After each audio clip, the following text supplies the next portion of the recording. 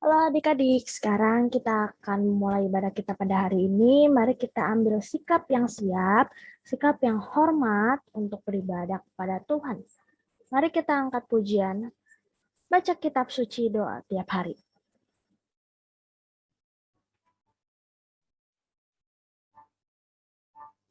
Baca kitab suci, doa tiap hari, doa tiap hari, doa tiap hari. Baca kitab suci, doa tiap hari, saya mau tumbuh. Saya mau tumbuh. Saya mau tumbuh. Beri haleluya, baca kitab suci, doa tiap hari, saya mau tumbuh. Baca kitab suci. Baca kitab suci, doa tiap hari, doa tiap hari, doa tiap hari. Baca kitab suci, doa tiap hari, saya mau tumbuh. Saya mau tumbuh. Saya mau tumbuh. Glory haleluya, baca kitab suci, doa tiap hari, saya mau tumbuh. Sekarang, mari kita berdoa. Tuhan Yesus, kami mengucap syukur untuk hari ini. Ampunilah setiap dosa dan pelanggaran kami. Pimpinlah agar kami boleh beribadah dengan baik. Biarlah kami boleh Tuhan pimpin untuk mengerti akan firman Tuhan yang akan disampaikan oleh Cici Koko.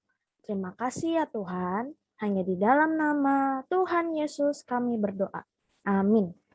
Ya, sekarang dengan pengumuman, hari Minggu seperti biasa kita akan beribadah jam berapa? Jam 1 siang ya. Jangan telat ya adik-adik, kita akan beribadah bersama-sama. Oke, sekarang kita akan mendengarkan firman Tuhan. Mari kita ambil sikap yang siap, sikap yang sungguh-sungguh untuk mendengarkan firman Tuhan. Mari kita angkat pujian firman-Mu, pelita bagi kakiku, terang bagi jalanku.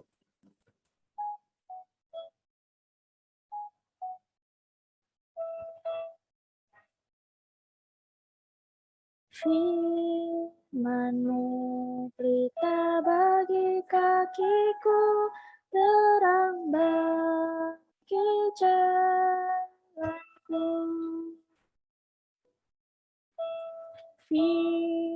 Firman-Mu, pelita bagi kakiku, terang bagi jalanku. Waktu ku bimbang dan hilang jalanku, tetaplah Kau di sisiku, dan takkan ku takut asal Kau di dekatku, besertaku selamanya. Oh, oh, firman-Mu, pelita bagi kakiku, terang bagi jalanku. Firman-Mu, pelita bagi kakiku. Firman-Mu, pelita bagi kakiku, terang bagi jalanku. Waktu ku bimbang. Waktu ku bimbang dan hilang jalanku, tetaplah Kau di sisiku, dan takkan ku takut asal Kau di dekatku, besertaku selamanya. Oh, oh, firman-Mu, pelita bagi kakiku, terang bagi jalanku. Mari Mari kita berdoa. Ya Tuhan, terima kasih untuk hari ini. Firman-Mu adalah pelita bagi kakiku, terang bagi jalanku. Biarlah Tuhan yang boleh memimpin kami agar kami boleh fokus saat mendengarkan firman Tuhan. Pimpinlah kami dengan Roh Kudus agar kami boleh mengerti firman Tuhan serta boleh dimampukan untuk melakukan firman Tuhan. Pimpinlah kami ya Tuhan, hanya di dalam nama Tuhan Yesus kami telah berdoa. Amin. Halo adik-adik, sekarang tiba saatnya kita untuk mendengarkan firman Tuhan. Mari kita bersatu di dalam doa. Lipat tangannya, tutup matanya, mari kita bersatu di dalam doa. Ya Tuhan, terima kasih untuk hari ini kami masih bisa mendengarkan firman Tuhan. Kiranya Tuhan memberkati agar firman ini boleh kami dengar dan boleh kami lakukan di dalam kehidupan kami sehari-harinya. Ampunilah juga segala dosa-dosa kami ya Tuhan. Hanya di dalam nama Tuhan Yesus kami berdoa. Amin. Nah, Cici mau minta adik-adik ambil dulu Alkitabnya. Kita mau buka di kitab Kejadian 25, ayatnya yang ke-19 sampai ke-34. Ada di layar ya adik-adik. Kejadian 25, ayatnya yang ke-19 sampai ke-34. Cici bacain ya, tapi kalian tetap memperhatikan. Esau dan Yakub. Inilah riwayat keturunan Ishak, anak Abraham. Abraham memperanakan Ishak, dan Ishak berumur 40 tahun ketika Ribka, anak Betuel, orang Aram dari Padan Aram, saudara perempuan Laban, orang Aram itu, diambilnya menjadi istrinya. Berdoalah Ishak kepada Tuhan untuk istrinya, sebab istrinya itu mandul. Tuhan mengabulkan doanya sehingga Ribka istrinya itu mengandung, tetapi anak-anaknya bertolak-tolakan di dalam rahimnya dan ia berkata, "Jika demikian halnya, mengapa aku hidup?" Dan ia pergi meminta petunjuk kepada Tuhan, firman Tuhan kepadanya, "Dua bangsa ada dalam kandunganmu, dan dua suku bangsa akan berpencar dari dalam rahimmu. Suku bangsa yang satu akan lebih kuat dari yang lain, dan anak yang tua akan menjadi hamba kepada anak yang muda." Setelah genap harinya untuk bersalin, memang anak kembar yang di dalam kandungannya. Keluarlah yang pertama, warnanya merah, seluruh tubuhnya seperti jubah berbulu, sebab itu ia dinamai Esau. Sesudah itu keluarlah adiknya, tangannya memegang tumit Esau, sebab itu ia dinamai Yakub. Ishak berumur 60 tahun pada waktu mereka lahir. Lalu bertambah besarlah kedua anak itu, Esau menjadi seorang yang pandai berburu, seorang yang suka tinggal di padang, tetapi Yakub adalah seorang yang tenang, yang suka tinggal di kemah. Ishak sayang kepada Esau sebab ia suka makan daging buruan, tetapi Ribka kasih kepada Yakub. Pada suatu kali Yakub sedang memasak sesuatu, lalu datanglah Esau dengan lelah dari padang. Kata Esau kepada Yakub, "Berikanlah kiranya aku menghirup sedikit dari yang merah-merah itu, karena aku lelah, itulah sebabnya namanya disebutkan Edom."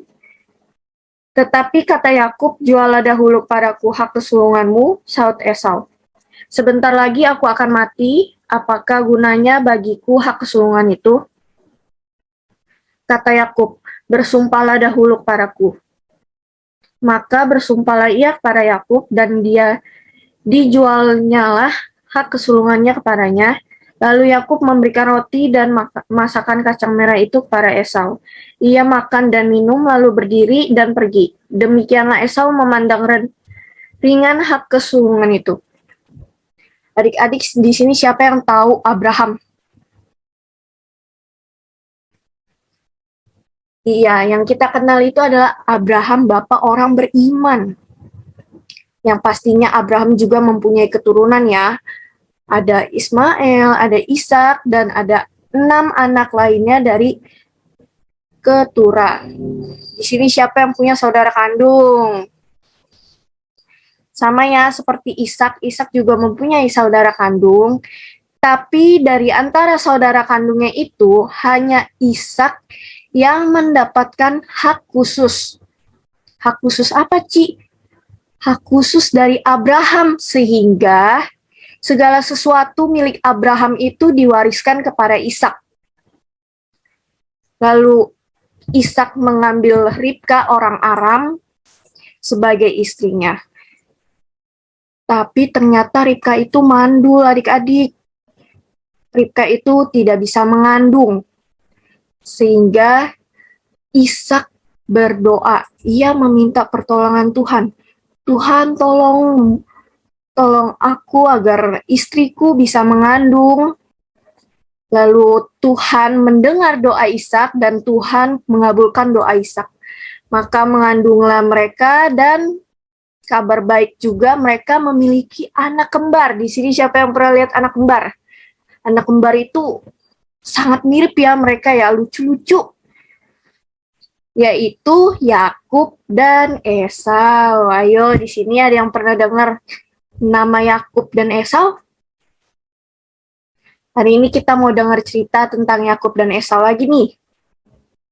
Kalian tahu nggak nama Yakub dan Esau itu punya artinya masing-masing loh. Tadi di ayatnya yang ke 25 sampai ke 26.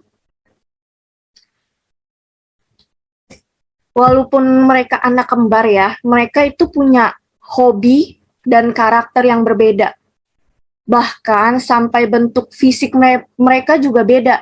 Biasa yang kita lihat rata-rata mereka yang mempunyai anak kembar pasti muka mereka kurang lebih sama ya bentuk fisik mereka dari mata, hidung, mulut.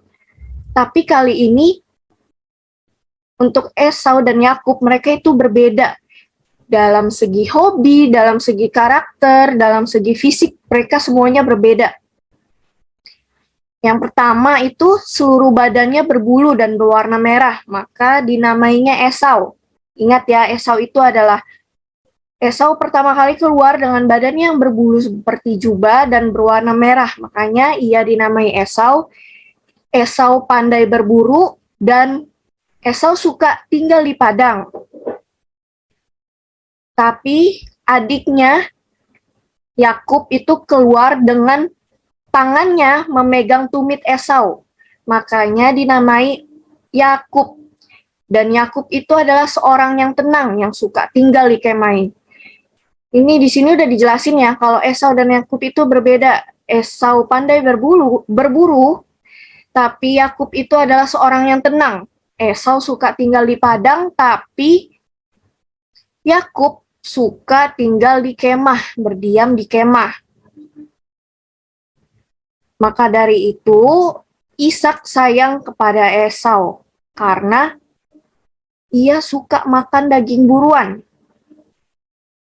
Tadi kita tahu ya kalau Esau itu pandai berburu, makanya ia juga memakan daging buruan, tetapi Ribka kasih kepada Yakub.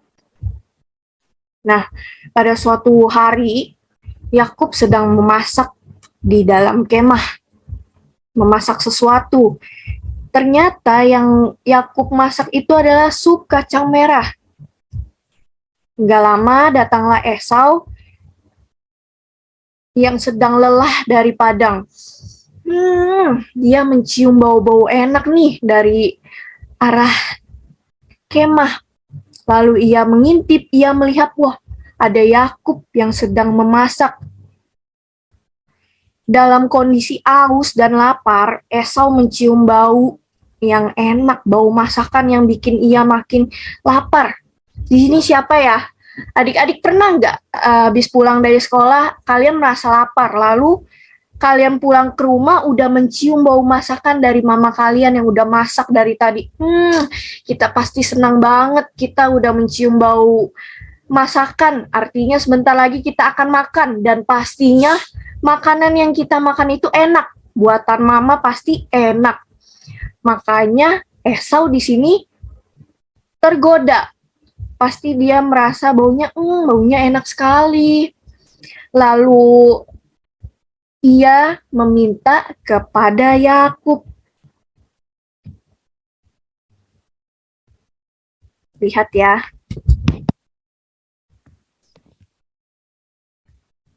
Ketika Yakub meminta kepada Esau agar Ketika Esau meminta makanan kepada Yakub, Yakub tidak langsung kasih makanan itu kepada Esau. Padahal Esau sudah meminta ya, tapi Yakub berkata, "Jualah dahulu hak kesulunganmu." Wah, di sini Yakub langsung meminta hak kesulungan. Adik-adik tahu gak apa itu hak kesulungan?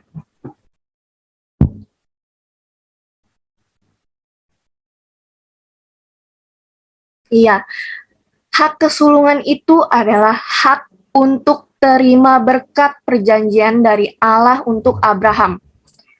Karena Allah pernah berjanji pada Abraham, keturunannya itu akan banyak seperti debu di tanah, seperti pasir di laut, seperti bintang di langit. Maka akan diberikan tanah untuk keturunannya. Itu yang dinamakan hak kesulungan. Tapi waktu mengandung, Ribka pasti mengalami kesulitan ya. Lihat, Ribka sampai mengeluh kepada Tuhan, ia meminta petunjuk dari Tuhan. Karena ketika ia mengandung, rahimnya itu bertolak-tolakan. Pasti Ribka mengalami kesulitan, apalagi yang dikandung itu adalah anak kembar. Sampai ia mengeluh, lalu meminta petunjuk dari Tuhan. Lalu Tuhan berfirman di ayatnya yang ke-23, firman Tuhan kepadanya, 2 bangsa ada dalam kandunganmu, dan 2 suku bangsa akan berpencar dari dalam rahimmu. Suku bangsa yang satu akan lebih kuat dari yang lain, dan anak yang tua akan menjadi hamba kepada anaknya yang muda. Wah, di sini udah terlihat dengan jelas ya. Dan anaknya yang tua akan menjadi hamba kepada anak yang muda. Makanya ketika Esau meminta makanan kepada Yakub, ia tanpa pikir panjang langsung mengiyakan Yakub. Jadi ketika Yakub meminta hak kesulungan Esau, ia langsung memberikannya dan tukar dengan makanan. Di sini Esau berbuat dosa ya, karena ia memandang ringan hak kesulungan itu. Esau berpikir, sebentar lagi aku akan mati, apa gunanya bagiku hak kesulungan itu? Sampai-sampai Yakub itu meminta Esau bersumpah untuk menggenapi janjinya tersebut. Yakub di sini takut Esau akan mengingkari janji, makanya Yakub meminta Esau untuk bersumpah terlebih dahulu kepada Yakub, baru Yakub mau memberikan sup kacang merah itu. Lihat ya, habis makan pasti perut pun menjadi kenyang, karena ketika kita belum makan dengan tubuh kita yang kosong, pasti kita tidak mempunyai energi. Apalagi Esau ya, Esau habis dari padang, ia datang-datang merasa lelah, lalu meminta makanan dan ia menukarkan hak kesulungannya itu. Hak kesulungan itu bersifat kekal ya. Tapi lihatlah Esau. Esau rela menjual hak kesulungannya dengan hal yang memiliki kepuasan sementara. Esau itu mengikuti keinginan daging dia. Memang makanan itu menjadi sumber energi bagi kita, tapi kita juga tidak boleh menukarkannya dengan hal yang bersifat kekal. Sekarang Yakub ini makan, pasti beberapa jam kemudian ia akan merasa lapar lagi. Sama ya seperti kita juga hanya manusia biasa. Siang kita makan siang, nanti sore pasti kita makan sore lagi. Ini siapa yang seharinya makan 3 kali? Pasti banyak ya yang sehari itu makan 3 kali atau bahkan lebih. Kita juga ada nyemil-nyemil. Karena makanan memang adalah sumber energi bagi kita, makanya kita perlu makan. Tapi di sini Esau malah menjual hak kesulungannya. Lalu setelah ia makan sup merah itu dan roti, ia pergi meninggalkan Yakub. Di sini Yakub memang udah dipilih Allah ya sejak awal, tapi cara dia buat dapat berkat itu salah. Yakub di sini gak mau tunggu rencana Tuhan. Yakub itu tidak sabar. Dia sampai rela berbohong dan meminta Esau menukarkan hak kesulungannya itu dengan semangkuk sup kacang merah. Kita di sini bisa belajar ya dari cerita Yakub dan Esau ini, kita harus lebih bisa sabar. Kita harus percaya sama rencana Tuhan. Di sini siapa yang percaya sama Tuhan? Ayo dijawab di dalam hatinya ya.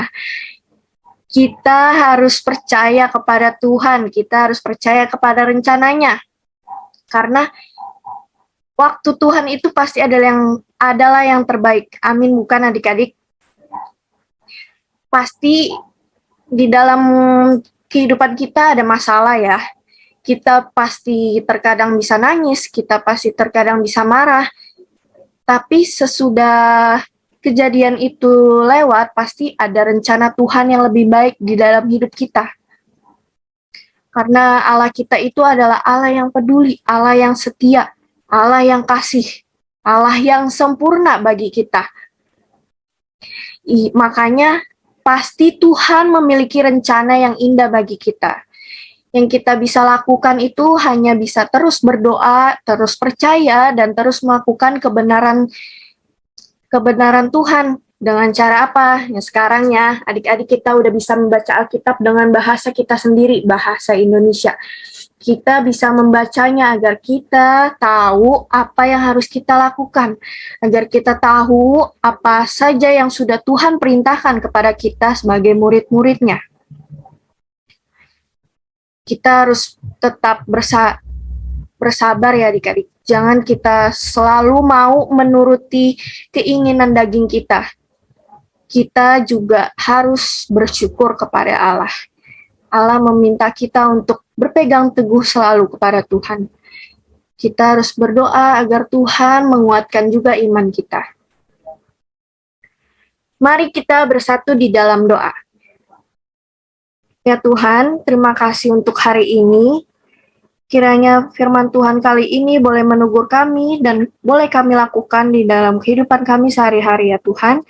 Ajar kami agar kami boleh memiliki iman yang lebih teguh lagi, boleh selalu bersandar kepada Engkau, dan kami percaya akan rencana-Mu indah bagi hidup kami ya Tuhan. Terima kasih ya Tuhan, hanya di dalam nama Tuhan Yesus kami berdoa. Amin.